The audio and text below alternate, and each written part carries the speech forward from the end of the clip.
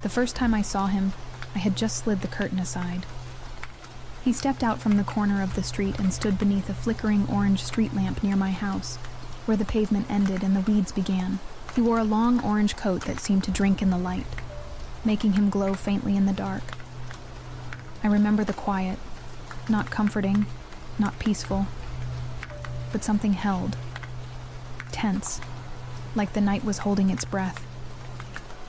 He didn't move. He didn't sway in the wind.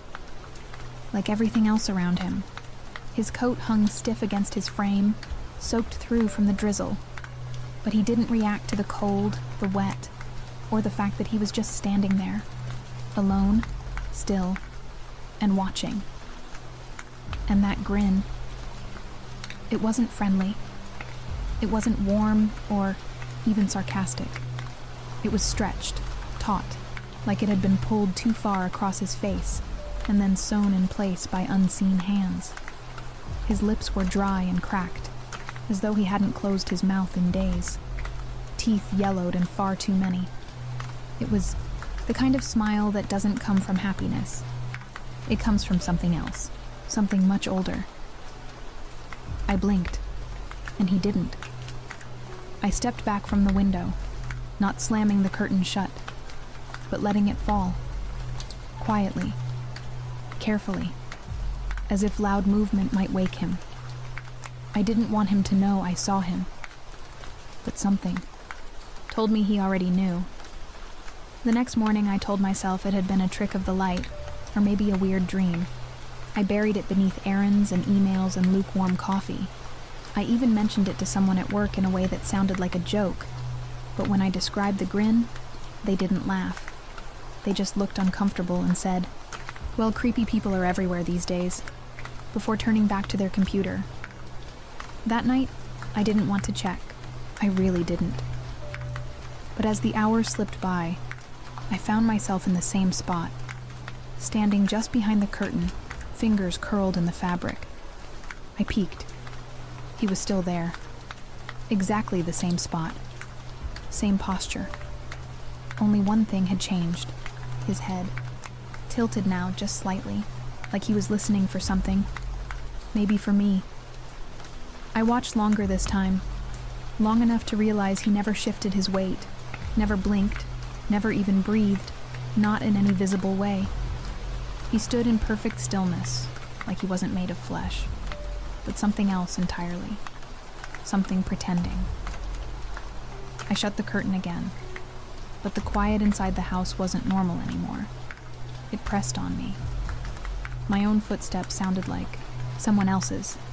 The shadows no longer stayed where they belonged. The air smelled faintly sour, like something had gone bad.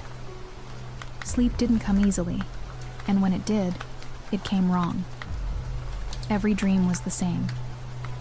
That smile, hovering in the dark, closer than it should be, inches from my face, but the rest of him always just out of reach. I would wake up gasping, with my jaw aching as if I'd been grinding my teeth for hours. But worse, my mouth was already open, smiling. That third night, I didn't bother pretending anymore. I stood at the window at exactly midnight and looked, straight out, and this time, he was closer.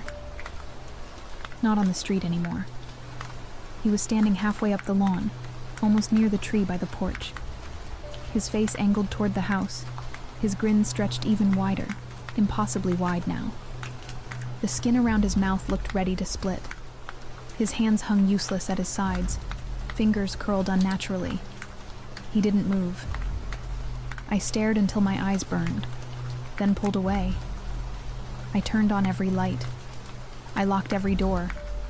I even called the police. I told them someone had been lurking outside my house 3 nights in a row. They said they'd send someone by. They didn't. Or if they did, they never knocked. And he never left. He was always there when I looked. By the 5th day, I stopped leaving the house. I couldn't. My legs didn't want to take me anywhere. I was eating crackers from the box, drinking tap water straight from the faucet, watching the curtain like it might crawl across the wall on its own. and then things changed. The first time I saw him inside was in the mirror. I was brushing my teeth again and caught it in the corner. A shape. A presence. He was standing in the reflection just behind the edge of the frame. But when I turned around, nothing. When I looked back, gone. My hands were shaking. The toothbrush slipped from my fingers and clattered against the sink, and I stood there for 10 minutes, staring at nothing, the silence ringing in my ears like a scream that had been swallowed. The next morning, a Polaroid slid under my door.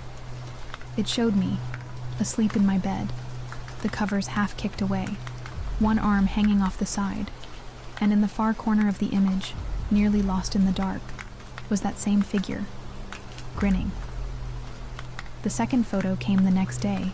This time I was on the couch, curled up with a blanket, eyes half closed.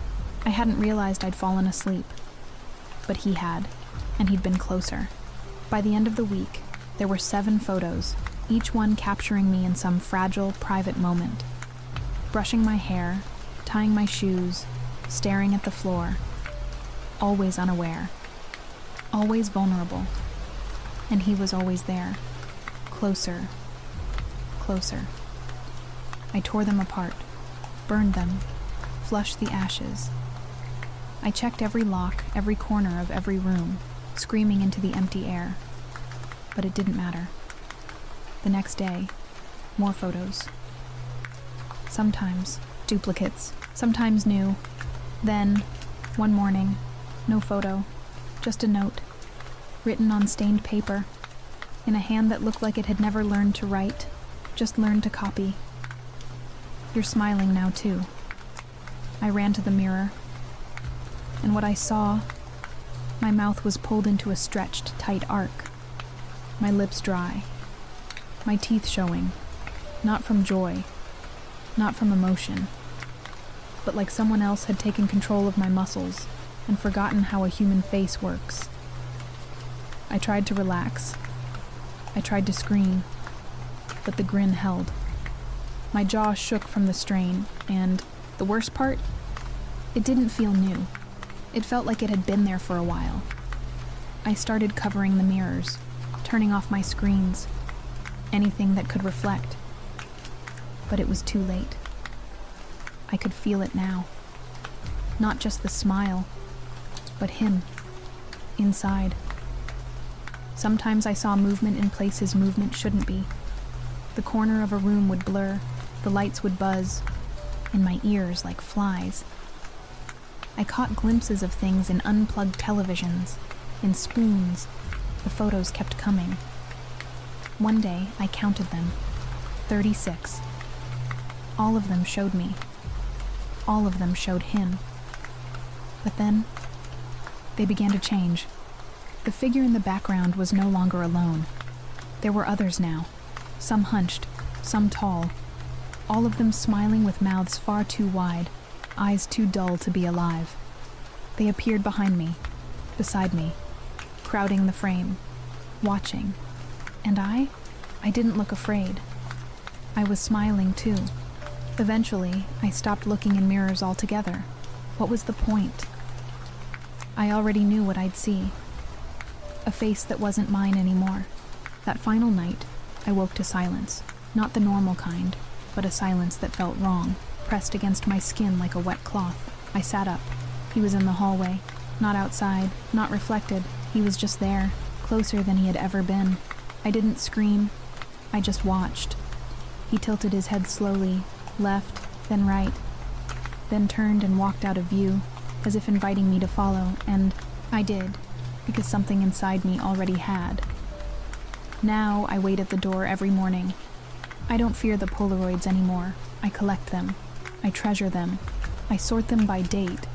They remind me OF him, and of what I've become. Today, the photo was different, not of me, but someone else. A woman in her mid-30s, sleeping on her side and a teddy bear near her head. And in the corner, there I am, smiling, just like he taught me. And tomorrow, there will be another, then and another, until we're all smiling the way you are smiling now.